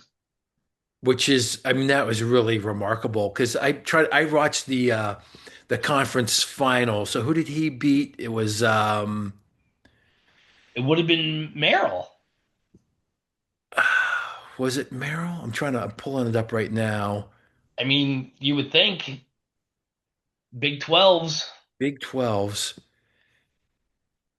Was it Joey Novak? Well, who beat Merrill then? I mean, Novak was seated above Merrill, so maybe Merrill beat him. Yeah, I mean, Merrill was not in the conference final. Was he in the conference finals? I don't know. Shows that he lost to Joey Novak. So he must have lost to him in sudden victory in the semifinals in the Big 12s. Okay. So, um, yeah, I don't know what to say. Like, that's just, it was a real mystery to me, right? That's, you're the guy who you're thinking is going to be a finalist and coming back. And who knows if he got hurt that week? I don't know. It's like one of those things when you stick around as a super senior, you never know what you're going to get. I don't know. Uh, Yeah, he 1 and 2 was, that's it. yeah, that's shocking. Shocking. So Little comes and, you're the one guy who has not been able to transfer his freestyle skills is Rademacher from Oregon State, right? Like he beats Arnold. Was it, what was the score there? He Uh, beat him the first time, then lost to him the second. did he, did he, what, was it 1 point escape? It has a 2-2. Uh, Let's see. Rademacher 2-2. I'm wondering if that was ultimate tiebreakers. Let me just look and track. that's just my guess there. But he's a world medalist, and it just has not played out for him. The mat wrestling is not. There's no translation there, and then talk about a stud. Gabe Arnold loses that match, wins, beats Walsley, beats Rune Lawrence from Pennsylvania or West Virginia, beats Solers from Indiana, beats Cotton, and loses Cam McDaniel, and gets it was beats John for seventh place, which is really impressive run for Gabe Arnold from being thrown off the team. Yeah, no, I was glad for him. That was a big one to be able to place and everything. And he kind of his post match stuff where he's just like, I just shut up and showed up. He stopped I think he learned some maturity and lessons about running his mouth at Carter last year and some of that stuff. And he's like, I just started just showing up and just putting in the work, and it paid off. And Iowa needed him every bit of everything he did this year Absolutely in all three weight classes, which is crazy. He had a crazy. winning record at three different weight classes. Which is, I mean, that's a testament to brands not losing the team at some points. I mean, they've had a really rough year, but impressive. Um, And then Merrill comes out and he's not a true freshman. He's a regular freshman. He's he takes a few losses along the way, loses to Rocky Elam in the tiebreaker, loses to Sonny Sasso, close, and talk about and then what did he lose to Endine? And then he comes out there and wrestles real tough. I, Dude does not look like an athlete, right? Like I don't want to insult him, but he knows how to win, and he's got to be strong because he was able to slow Barr down. Yeah. One thing about the broadcast, some of these kids are getting creative and have fun with the walkout songs, Yeah, and like they didn't really show them in the broadcast or like play them true. like because like his is hysterical. He walks out to kung fu fighting like bad '80s song, and he leans into it and it's hysterical and like some of them are boring. I get it, but I'm like. Give the kids the extra 2 minutes of shine to play their walkout songs. No kidding, right? And the production value, they could clip it if it's too long, right? Right. They could clip it, right? And everybody was speculating was don't let your babies grow up to be cowboys. Is Haynes trolling his former coach, right? Like David Taylor with this and the Oklahoma State Cowboys, like that stuff is funny, and a lot of these guys have a really good sense of humor. It can be dry, but anyway, you're totally right, Jamie, 100%. And on the Haynes walkout, apparently that's not a new thing to be played against Oklahoma State. I think Gilman might have done it. I think a few other people have done it apparently. So I think there's long-standing history with that song being played with with people, whether he was doing it intentionally or not, or others were doing it very intentionally. That's there's some history there. Yeah, and that's not Haynes's normal walkout song. He's got like Country Boy and a couple other country songs There that was are his one normal. called Dinosaur or something that Hank Oh, Williams or something. They said he always that was his legit song. no. All right. So anyway, good stuff. And you're right. And it should. And as they're trying to personalize these guys, it would be fun to do that. And kudos to Merrill for being, I mean, funny. And, you know, I will just say that I know there was some coach during the season I was talking to, like, this made me feel uncomfortable. I'm like, it, we're in such a sensitive society. Like, you just have to shrug that crap off. Like, anyway, can't be I mean, if overly he's sensitive. doing it as his own song, Oh, right. Like, but I think I've mentioned it before. Like, there was an Ivy League school that was in our room, and they were uncomfortable with the music that the Malvern kids were listening to, and they're like, we don't let our kids listen to this music. Now that school was so politically correct that it made it intolerable for the kids to listen to music. They weren't allowed to listen to their music, which sounds crazy, right? Just yeah, sounds crazy. Like it's I mean, kids are listening to music with drugs and all sorts of other crap. Like you're gonna pick race as the last thing that you're not allowed to talk about. Like that's just crazy. I don't know. Good on Merrill. He's clearly got a high ceiling, and Josh Barr looked fantastic. All tournament got slowed down a little bit, and I think he was also playing a little bit more cautious because, like, what did he? he wanted to win his first title, so Exactly. people were saying it's 95.8% like bonus rate. So who else? Who, it was the finals and then one other match that was not bonus no, it was rate? just the finals, I Just the think. finals. Legitimate contender for, the Hodge Trophy. And I just think that Messenbrink will end up getting more votes. And Yep. big fan of Josh Barr. Love the way he wrestles. He wrestles as free and as aggressive as Jason Nolf, and he's 40 pounds bigger. I don't know how you don't like that style. Like that is just he just goes out there and like there's a movie from the 80s, I can't remember where it is, where the guy is a runner, he's really religious and he's in the Olympics and they change it to Sunday and he refuses to run his event and they put him in some longer event.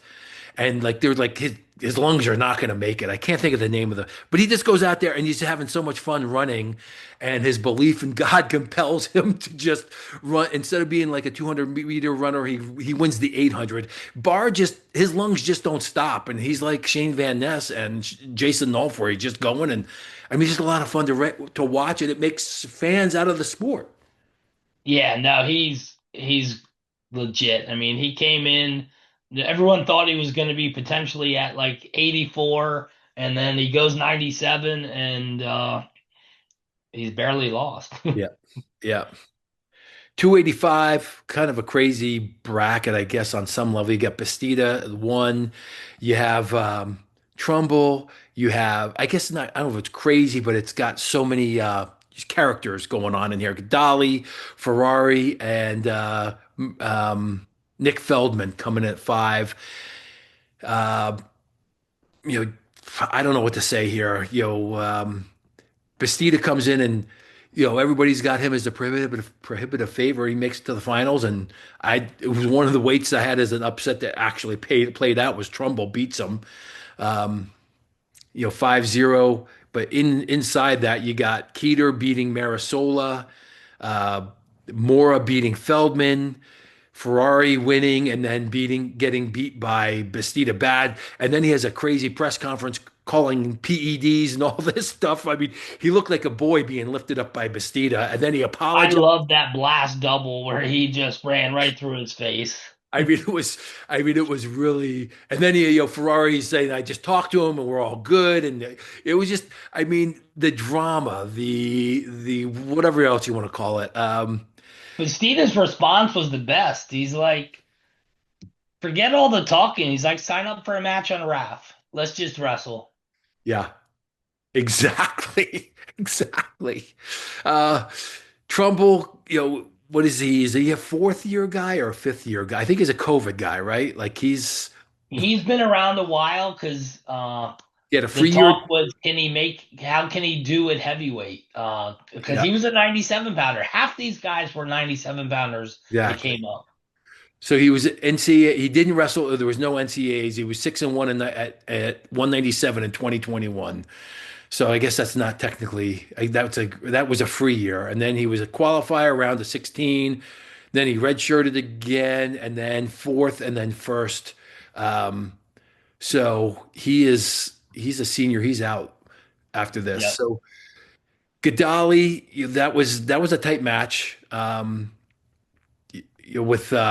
With Trumbull and Feldman clearly looked like he was on one leg, and was he 1-2, maybe 1-3, or 2-3, 2-2. I mean, Ferrari, so he loses to Mara. Ferrari beats Mara, and Gadali loses to Trumbull, and then on the backside, we already talked about it. Ferrari, forfeits out. Ian Carroll, who took an early loss. Ian Carroll, Christian Carroll. What are you talking about? Christian. Yep. He ends up knocking Marisol out of the tournament. One of those things where, to me, Marisola just wasn't big enough, wasn't strong enough to compete with those guys, and I'm assuming the coaches were fine with him pursuing, age level world championship more than an NCAA championship. Yeah, I forget what weight he wrestles at. How that compares. Is he 97? I think it was 97. So that's like 213 or Yep. something. Yeah. So yeah, I mean he's small. And he's got the skills. He just struggles against the bigger guys. So does he stay down at 213 or is he going to really commit to getting bigger if he can? Yeah. I so I don't know what's going on with who is Sonny Sasso's teammate who ended up playing college football, and they just brought him to Penn State, it sounds like, um, who's also like a three-time heavyweight Oh, state champion. I know who you mean. I'm drawing a blank, but yeah, he was three-time state champ for Nazareth at heavyweight. Exactly. I don't know what that means. Like, are they bringing him there for football or are they bringing him there for wrestling? And I know that family. Of course, I'm drawing a blank. And if their dad's listening, sorry, bub. Uh, I know the nickname. I just have drawn a blank on the freaking real name. Um, what is going on? Like, you don't see, because he said that both, because I know Coach Sanderson recruited the heck out of him while he was at Nazareth, right? They went to his house. And I don't know if they're trying to, give Marisol a competition or what's going on there. I know the football coach is bringing in a bunch of size, but John Kinney. Penny, that's it exactly. Sorry, bub. That's Dad's nickname. That's how I know the family. So I doesn't make sense to me. Like, is this just going to be football? Because it sounds like it's a 50-50 joint venture. And he's a big kid. Like he was a full size heavyweight. I don't know how you take off a couple years from wrestling and come back in. I don't know if that happens, but it's one of those things where it was in the news for a little bit and then it disappeared. So Yeah, I mean, I've not heard it mentioned anywhere other than from you. But I agree. It's a big that's a big get if they can get it. And everyone said that Marisolas are in, not going to go anywhere. But if there's competition now for both brothers, I wouldn't be surprised if they do. If there is talk of them leaving, but I don't know. so I'm almost positive that the Penny deal is done and it was all about money. So I mean, it sounds like a lot of money. I don't know if it's all football. I don't know if it's half wrestling. I'm pretty sure it is. All right, to go back there. The heavyweight Ben Keeter comes back, and I mean that guy, right? I gave him a lot of crap during the season. Didn't look great, but he ends up beating Amos on the backside, Zuba on the backside, loses to Gadali, and then gets a forfeit over Ferrari. Yep. Rider transfer, Zuba. He gets seventh place on a Was it a DQ? Was that Christian Carroll? Did he fall out? Let's see. Zuba beats Mora, then lost to. Yeah, he won by DQ over Carroll. I don't. I think he was stalled out. Like that was I know Zuba a little bit. But I'm pretty sure he disqualified him. it Happy was stalling, five stalling, four crazy. in the first period. So I don't know if Carroll was hurt. Like I remember watching it in the with other, I think simultaneously, and I don't know if Carroll was hurt. That's just atypical for a branch coached kid, but I don't know. Big Gadali ends up taking third over Connor Doucette.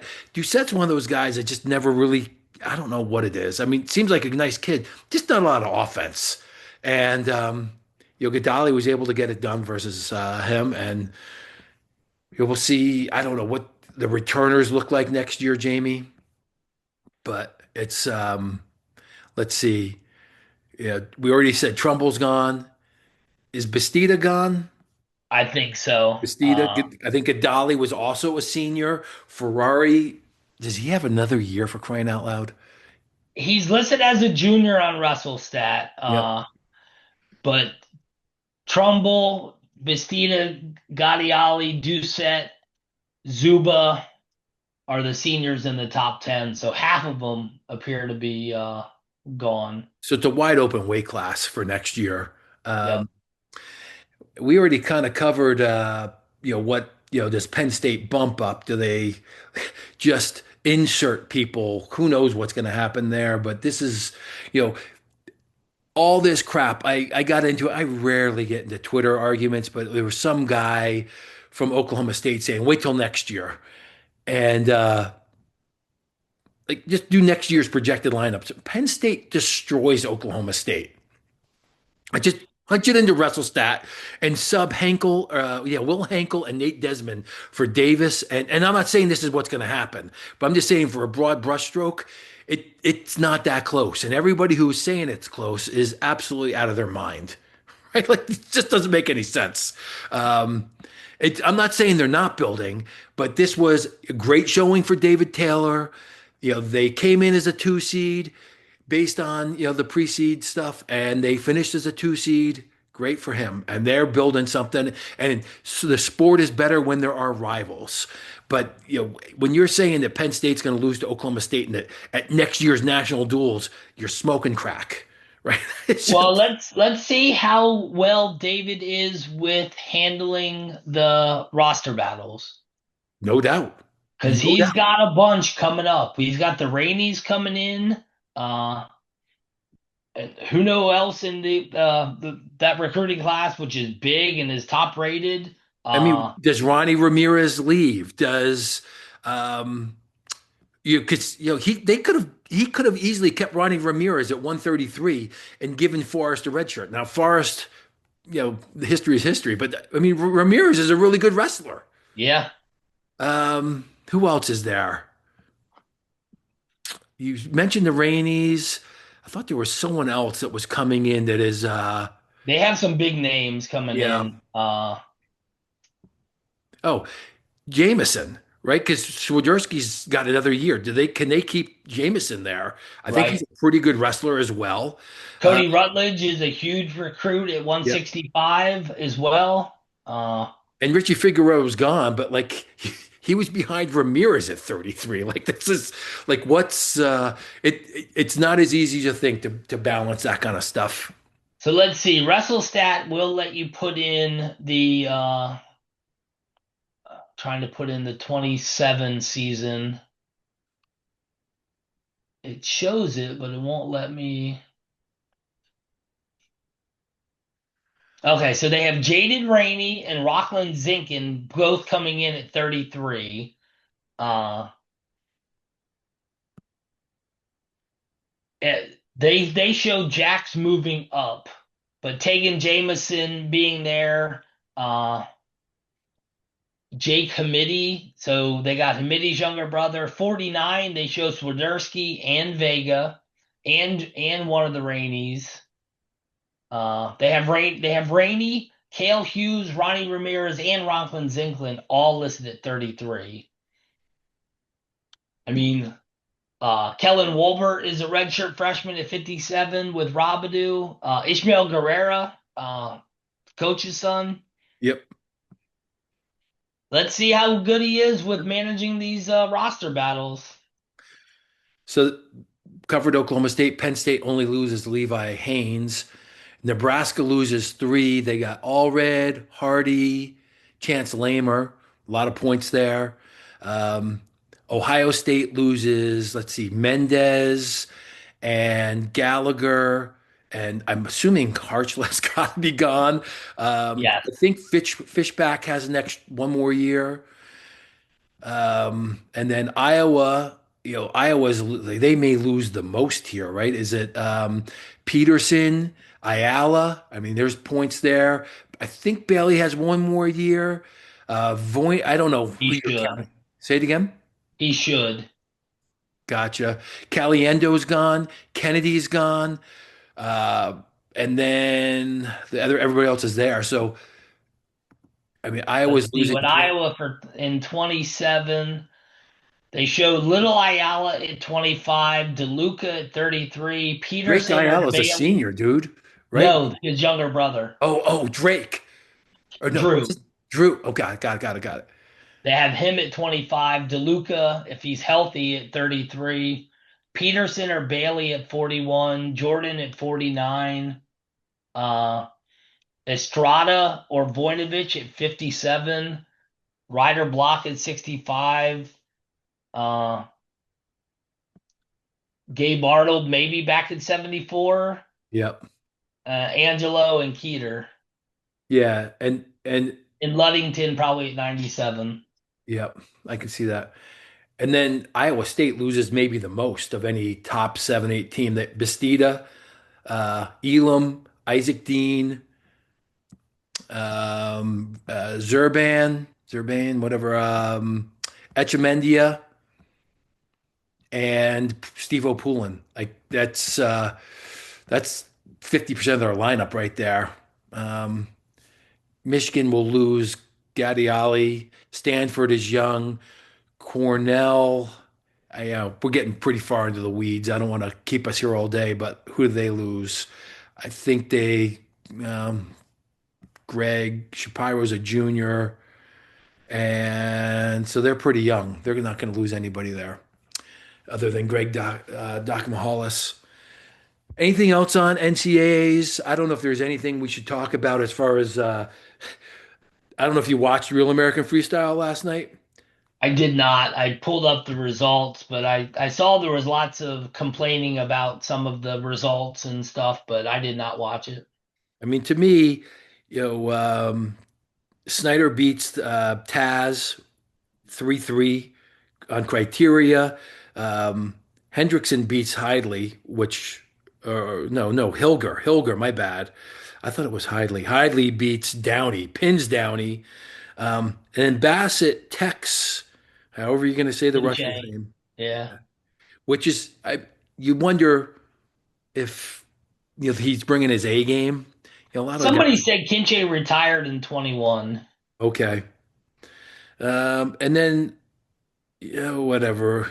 Sarukian beats. I mean, if you're into the MMA aspect, I mean, you got those guys that headlining, and they bring in a whole different crowd.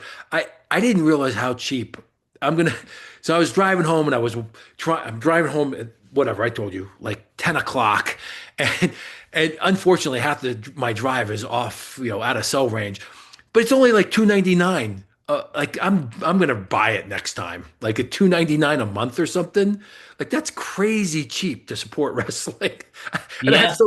so many subscriptions. I'm just gonna do it because some of these cars are getting it. They're constantly doing it. Like I wanted to watch Nolf.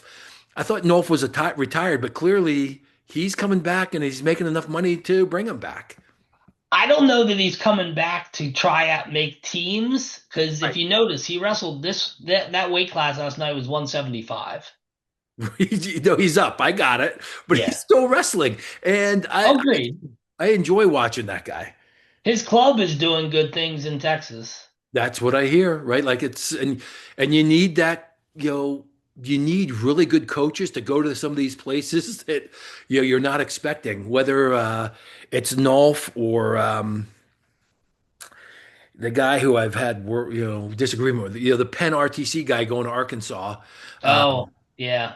Brandon Slay, Yep. or it's happened in Florida where these guys have people retire down there, and all of a sudden you got Wade Chalice teaching at a club. Mako. Yeah, Mako, exactly. So it's great when you have those seeds. Everybody asks me why Pennsylvania is so good because you have so many Division One wrestlers at youth clubs, let Right. alone high school clubs. So it's one of those things that you need that kind of sprouting to really get, and that's how Askren. I mean, Askren's turned Wisconsin into a program or a state to be reckoned with just because he's now got whatever several clubs throughout the state. Oh, he's got the state covered. Yeah. Only other thing is, it sounds like John Reeder. I don't know if you have any thoughts about that. No one saw that coming. Wisconsin looked like they were great, creating some green shoots, and then I will say that the NCAAs that were not kind to them.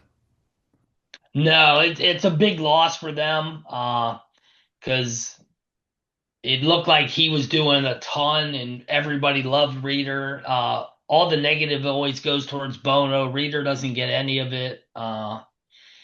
And it just sounds like money and probably a little family time, but more so like he's got better opportunity money wise, it sounds like. Yeah, I don't know if that's truly the case that at a Big Ten school your head assistant is leaving for more money. That sounds like a problem. Yeah. I've heard the athletic director there is a problem at Wisconsin, and because it's hard to have a program that underperforms. I mean, they came in at I don't know. They finished several slots below. I think they came in like the high 20s or low or no, in above in the top 20 and they finished at 37, right? Not an All-American. I mean, they finished behind Rutgers. Like I don't know if there's another Big Ten team that finished below Wisconsin. Um, I mean, there's not. There's not a, so they finished at the bottom of the Big Ten bracket. I don't know how Bono's keeping his job. The rumors, right, a couple years ago, interviewed Askren while he's in his seat. When you have an AD doing that, like they did at Iowa, where they have their coach and they're not going to get rid of him, then they extend him when their offer is not accepted by the guy they're bringing in. The AD is a problem. I've heard that the AD at Wisconsin is a problem. That's just from somebody who wrestles there. A kid from my region said that most people blame the AD for how they're managing resources, whether that they're fully funded. I don't understand that excuse, but when you're at the bottom, like I just don't know how Bono is not on the hot seat. I don't know how they extended him. I know they did good last year. I was making all sorts of apologies for criticizing him. Reader leaving. It just is not a abode of confidence there for what's going on. And when your head assistant has to go to a roofing company to make more money. All I right. agree. Yeah, Yeah. it's shocking. Other Big Ten things I already talked about. Rutgers, Goodale, super loyal, but he needs to bring a better coach, coaches in to coach those guys up because they've got talent. I'm trying to think of other things. If there's any other stuff, we talked about Iowa State losing a ton of people. They're going to be all over the open market. I imagine a few other teams are going to be like Michigan. Um, Virginia Tech looks like they're going to be absolutely bringing in some studs next year. So, Yep. I mean, not bring it looks like, I mean, their lineup is going to look much different. They took what, 11th this year. So you got to figure they've got a high ceiling. I don't know if Wyoming can repeat. ASU is going to have to bring some guys in. Missouri was building. They had quite a fall off a couple years ago, and now they're back in the top 14. Um, Illinois, be real curious to see how they handle this transition and if they lose their recruiting class with Poeta leaving and Hunter taking over the reins permanently. Lehigh loses Crookham. I don't know if he'll ever wrestle again. They underperformed. Columbia overperformed. Will Pritzlav be able to keep it up? We already talked about Cornell. Penn, top 20. Princeton has a finalist for the first time since Pat Glory, and Indiana finishes 21st. That's down from their pre-seed. Anything else before we wrap it up, Jamie? Like talking about people here or teams? No, I think that's it. All right. Well, it was a great season, and we got the Open coming up, and that's going to be loaded. So, if you're a wrestling junkie, go watch the Real American Freestyle, and then get ready for the Open. Sounds good. All right, Jamie. Great talk. We'll do better next time, and talk to you soon, fans. There we go.